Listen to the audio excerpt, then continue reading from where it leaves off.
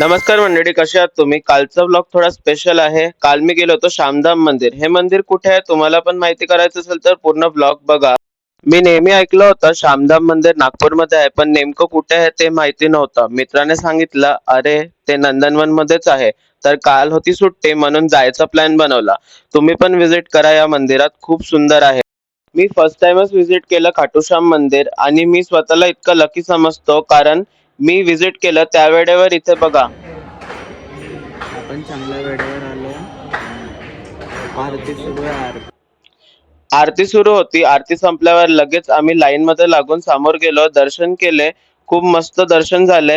श्यामधाम मंदिरातच चार मूर्ती स्थापन केल्या आहे. पहिले आहे शिवलिंग, दुर्गा देवी, राधाकृष्ण आणि हनुमानजी यांचे पण दर्शन करून थोडा वेळ बसून गेलो. खूप छान वाईब येते या मंदिरात.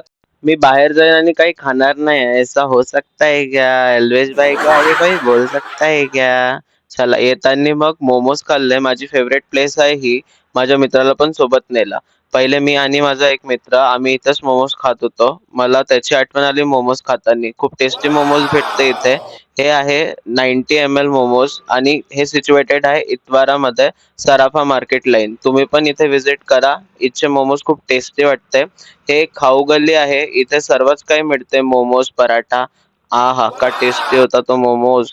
चला मग मोमोज खाल्ले आणि मित्र जिद करत होता की तू मोमोज चारले, आता मी तुला आईस्क्रीम चारतो. तिथे समोर आल्यावर रेमंडच्या शॉपच्या बाजूला इथे कुल्फी मिळते.